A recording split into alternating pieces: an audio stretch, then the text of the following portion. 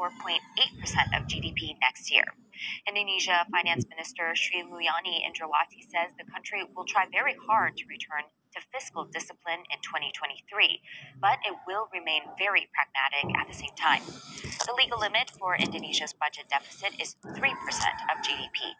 The Indonesia government expects the economy to grow 3.7 to 4.5% this year, down from earlier forecasts of 4.5 to 5.3% growth. The fragile pace of recovery is prompting a rethink of tax reform proposals aimed at boosting revenue.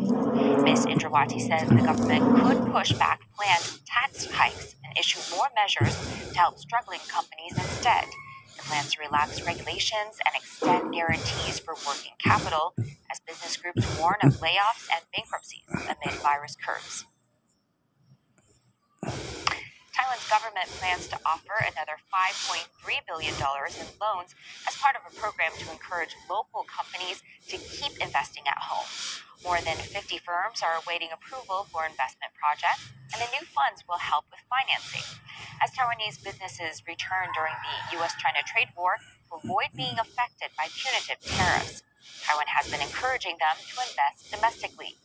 The island's exports exceed $200 billion in the first half of this year, hitting a record high thanks to its tech and chip products. China has raised the prospect of cutting bank reserve requirement ratios to support the economy, especially small firms. This is the amount of cash that banks must hold as reserves. Loosening it would help boost liquidity. The State Council said it will use monetary policy tools, including triple R cuts, in a timely way to further step up financial support for the economy, and will lower financing costs for small companies to help them cope with rising commodity prices. China's central bank last cut the triple R in April last year to shore up a pandemic-battered economy, and it has asked banks to keep borrowing costs low and maintain support for small firms, while gradually scaling back pandemic-driven stimulus to curb debt risks recently. China's economy expanded by a record 18.3% in the first quarter of this year, but there are concerns that supply chain disruptions could dent the recovery.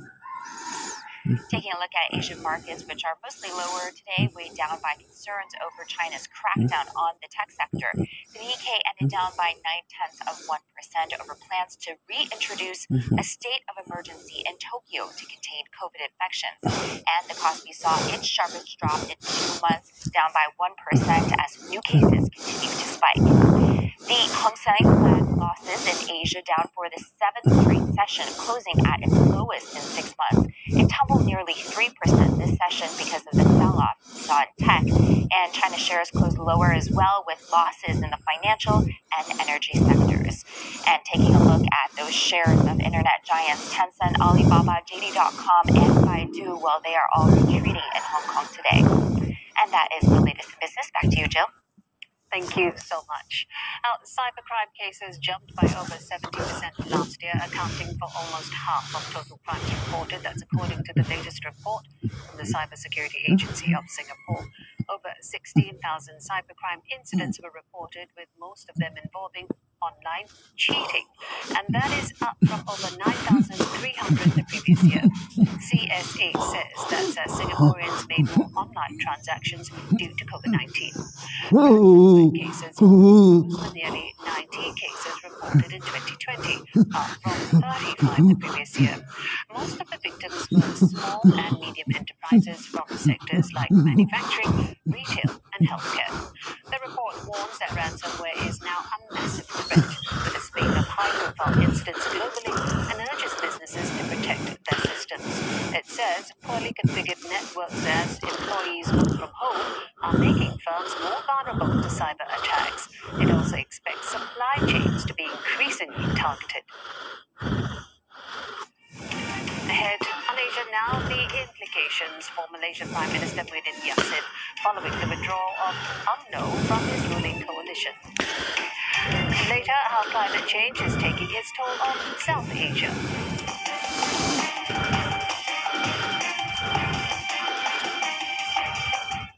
From the top stories in Asia, a quicker, portable way of testing for COVID-19 in just 5 minutes. To breaking news in the US and Europe. US President-elect Joe Biden is set to formally introduce his top economic team.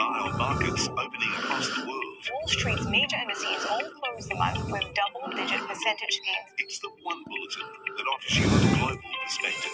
World Tonight, daily, on CNA.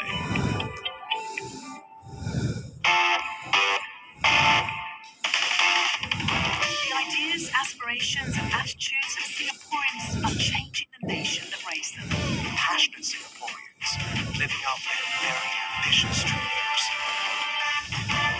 Looking to write a story of greatness by showing people factors. I guess a part of me wanted to connect even deeper with the people.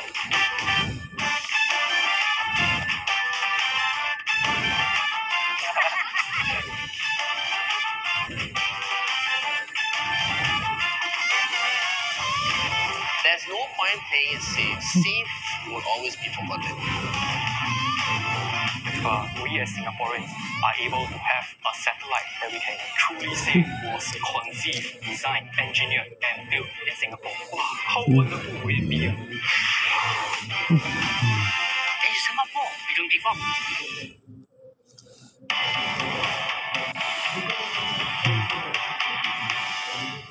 5 years ago, in this landmark documentary on CNN, we spoke about race.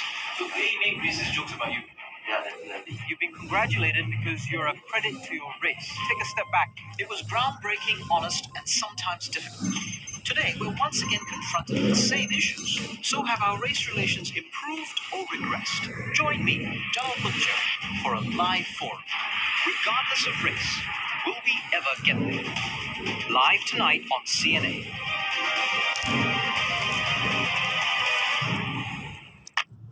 CNA Women. An all-new digital destination for women.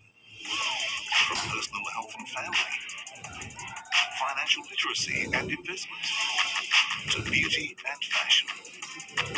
Get informative content and be part of the conversation on broader socio-cultural issues that matter to women.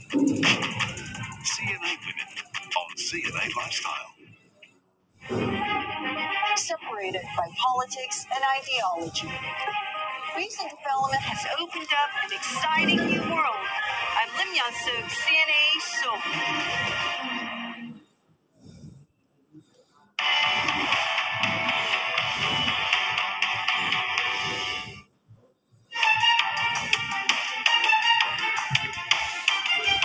Let's update this hour's top stories.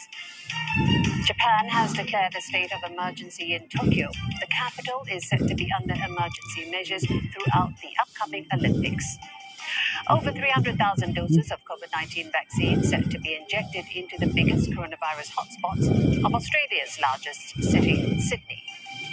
And Malaysia's Prime Minister is involved in a flurry of meetings as he looks to respond to his coalition's biggest party, UMNO, withdrawing its support for his government. An expert tells us the implications of this move by UMNO and how it could lead to a complicated set of events. There's, of course, a lot of implications because UMNO has a block of about 38 seats in Parliament. Now, hypothetically, if just 38 members of Parliament were to join the opposition of PH, they could form the new government.